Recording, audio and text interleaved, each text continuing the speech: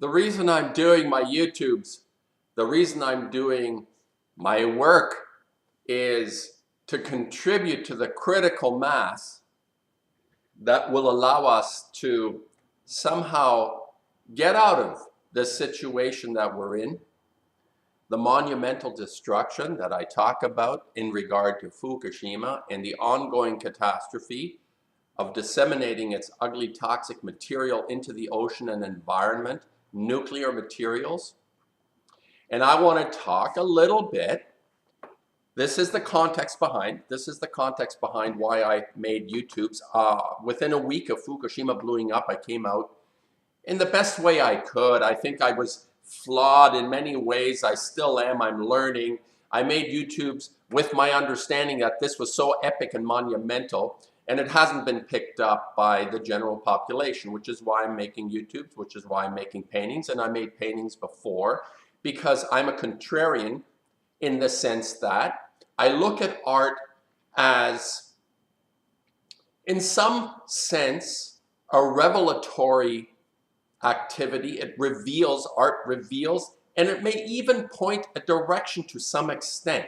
Not that artists have this insight into sort of like swamis about our spiritual well-being, but the activity itself is very conducive to developing a character, a substance within a person that is of value, not only in terms of their success as in their field, but also maybe point us in a direction through their own experience. And I want to say something about predicting. And this is something that has been YouTube itself has been very conducive toward what I perceive as being information. And information is a very minor component, yes, minor component within the meaning of our lives. And one of the things that seems to catch on with a lot of people, why they listen to people on economics, and especially someone in the alternative media that is trying to displace the esoterics, like Cliff High, or what's that guy, like Camelot people that are esoteric or that have some kind of hidden knowledge, the occult knowledge, people that talk about the occult. And very, very interesting stuff. But there is an attempt to displace this with what is considered to be science. Like Cliff High is a guy who's developed what he calls a web bot, and it's predictive linguistics. And I'm going to just comment on the idea of predicting itself, how people are attached to predicting because they figure they can get a leg over someone else. Someone loses in the stock market, someone gains. Actually, everybody primarily loses in the stock market because it's a rigged game. So there's no predicting really necessary in this, because when you have people holding doing the strings behind something, why would you even try to predict something like that? Other than the guys holding the strings are out of what? Are out of their comfort zone and fuck up or screw up or something, and then you can predict, oh, they might screw up. But in terms of predicting anything economically, it's quite ridiculous from the point of view that it's a manipulation to start with. And High's thing has been to capture people's imagination on the idea that, yes, this esoteric feeling in digits is called linguistic programming. You can determine something of the future if you know what people are thinking. Well, I guess it makes sense on a certain level, but here I'm going to counter all this. The idea of predicting anything is irrelevant if your present is completely dysfunctional. What I'm trying to say is there's no point in knowing the future if your present is dysfunctional, because you're not going to have that future. Maybe in a short framework, in a short time span. And it appears to me in reflection on YouTube and people that come on with the information, trying to capture us with secondary aspects of our nature, because fundamentally there are things that make us go, and the information is not one of them. What makes us go is the connection that we physically, spiritually, mentally, intellectually have to something very concretely. And standing in front of a computer screen like this or listening to a computer screen is the most ridiculous thing to attach a lot of value to. Now, there is a shift that this can contribute to, like I say, the critical mass, to somehow form a critical mass towards a way of seeing ourselves, the worldview, which is what art has always done. It has attempted to create some sort of a sense of community within the genius of whatever an artist has been able to do, towards a shift, towards some kind of feeling of, whichever way they accomplish that. I believe art to be very seductive on this level, and anyone that is capturing, understanding, having a sense of how to communicate with people is usually quite seductive. And there's nothing wrong with that, because it just means it is convincing you to pay attention to something, and possibly, this is like the 0.0001% will cause a change in you. And people are thinking about predictions as having value to them, but they're irrelevant if our present, as I say, is dysfunctional and it doesn't work. And here's just a synopsis. I think that my own sense of being able to contribute something through this particular medium, I mean, this is not a big part of my life in the sense of what I feel to be able to contribute, unlike a lot of other people who focus everything on their YouTube presence and this digital presence, which just creates a lot of fluff and it muddies the water in many ways, because you don't have that firsthand experience. It's very essential to have that firsthand experience. But nonetheless, it is what it is. So what I'm going to say is about predicting, and people being very attached to predicting. And here's where it all falls apart. This is where the high shit falls apart for me, because we attempt, we try desperately not to look at our present. We always try to either look in the rear view mirror, like curators who have admitted they always miss it. There's a curator at the Museum of Modern Art called Anne Tamkin, who has come out and said curators have always missed the times. They have missed the spirit of the times, and they cannot find the artists that actually truly reflect the spirit of the time, I guess because they're curators. But their job supposedly is to capture, find, realize, exhibit people that express something of value and importance just collectively, collectively. It doesn't mean everybody's going to jump on board and like it. It just means that as a curator, you try to identify the work that reflects the time that we're in. And why aren't they capable of doing it? Is because they're in a rear view mirror and they're caught up in predictions about what artist is going to hit the big time and they're going to be getting lots of little stars beside their name. It doesn't work.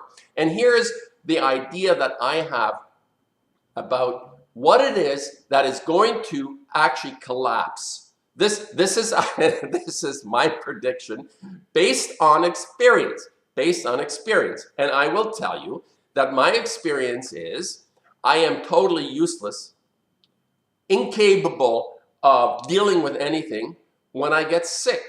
When I get overwhelmed, when my immune system is overwhelmed, and I'm unable to function on a normal, what is feeling a normal, meaning like your body has energy and you're desirous of just sort of being in the world, being part of this mystery. When that happens, it's like miserable.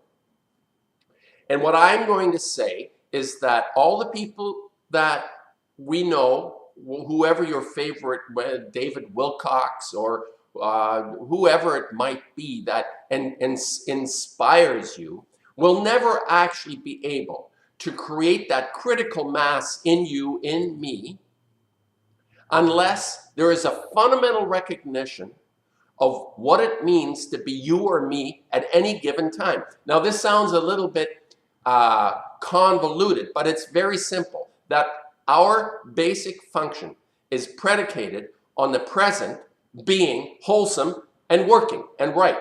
Never mind what you think or what you know about the future, because that's completely irrelevant, especially if you're not well. And here's my prediction, how things will collapse. Not because economies and monies and all the usual suspects, the politicians, the liars, the oligarchs, those types that like to manipulate, the puppet masters that like to manipulate, they're out there big time. doing their mucky muck. But the way it is going to unravel is when we become sick. And what do I personally have experienced? I've had some issues with my ears, and I tried to get an appointment with a doctor. Well, I have it October the 17th. So in this health system that supposedly is helping people here in Canada, you don't get an appointment. In October 17th, I might be way over the hill already. It's not going to work for me, right? Oh, well, you know what? Maybe if you're really desperate, they'll see you. You go to emerge here and you're lying in a hallway and people ignore you. All this stuff, the litany of difficulties one encounters in emergency wards here in Canada is well documented. Anyway, my point is that the most important prediction you can adhere to is, number one, do not get sick. Now, to the extent that we can help ourselves, it's only our immune system that stands in the way between a total collapse and well-being. It's our immune system. It's not a doctor at the other end. I suppose if you have a really traumatic experience, you're breaking your arm or you have like a severed something and a doctor is capable of sewing something on. Yes, of course. But I'm talking in a long, big picture thing. Now, with this Fukushima issue, that most predictors either just light on barely, like Hai has acknowledged the chemtrails and the radiation from Fukushima, but he is still fixating on telling us that there is some kind of a future that may have a collapse and a breakdown, and Bitcoin goes up. He never really attaches himself. This is the clever way he approaches things. He does not deal with what he calls intent. That's everything, people. Intent is everything. Outside of intent, we're just lost little sheep. If we don't understand intent, and he's clarified this, he said intent is not his forte. He doesn't understand. He just knows the hangnail on your finger while your legs are falling off. Intent is everything, people. Intent is everything. When I make a painting, the painting communicates what it is with my intent. And you gather things that I didn't even conceive of, but still, there is intent behind what I do. The same way with Hai. He's full of it, full of intent. Even though he says, no, I don't know what that's about, but he has his own program. I don't know why I'm bringing him up all the time, because I think he's getting a lot of attention in terms of being right or being wrong and predicting. But the point is that all predictions are irrelevant when it comes to the fundamental basis of our nature, and that is if we're sick, it doesn't matter. Now, just imagine this, just say to yourself, well, you know, people like myself or Durnford or Lonnie Clark are right. People that are talking about the severity of this catastrophe at Fukushima. Let's just say that possibly we're right.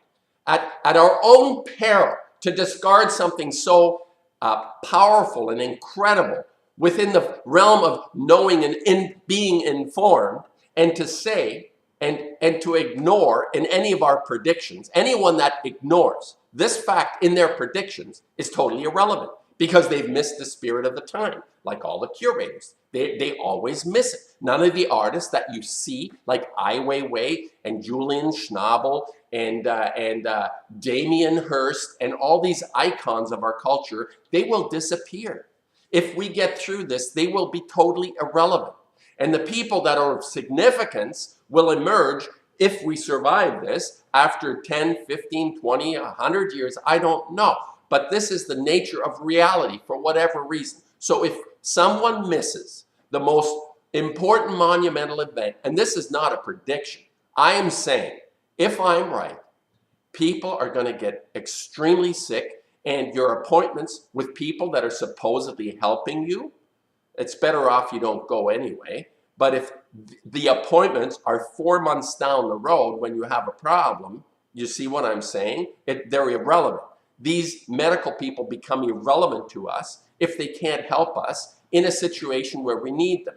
And I'm saying that as more and more people, especially younger people, this is the incredible tragedy, that children getting leukemia is not normal. This is not normal. This is something that is so outrageous that people have accepted, or the autism that is created by vaccines. This is proven This is proven. It's not just Wakefield, who's kind of like waffling a bit now, but there are people out there that have definitively shown that vaccines, toxins injected into our bodies, by the time that we're, if you're born today, by the time you're 5 or 10 years old, you're going to have maybe 100 vaccinations in your body. Is this bloody insane? What happened to the prehistoric humans that didn't have vaccinations? Well, whatever theory you have, they didn't live so long. How would you know? How would anyone know how long they lived?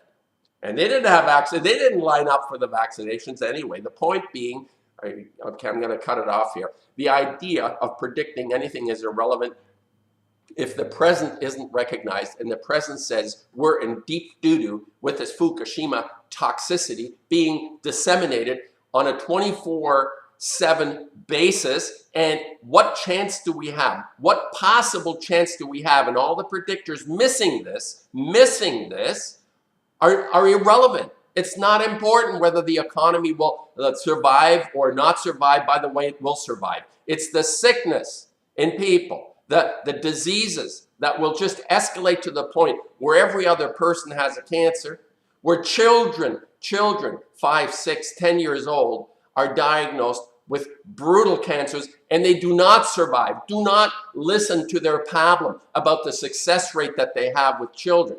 This is fabrication. This is not true. And their standard is if you survive 5 years and die one day after 5 years, you're considered a survivor. So I wouldn't put a lot of credibility in their numbers. So just remember, I just thought I'd chime in on this idea of predicting. I keep hearing this on YouTube all the time, and people predicting everything, and they miss the elephant, the thing right in front of their noses, is that the illnesses and the diseases are going to totally devastate us. This is something that's going to happen, and it's regardless, whatever other things you attach yourself to are totally meaningless unless we understand this, and we have to take care of ourselves. Do not get sick, but with the increased levels of toxicities in our environment, this is going to become so much harder. And I don't know what it'll look like in 50 years or even 5 years. It's going to level everyone's playing field. Illness.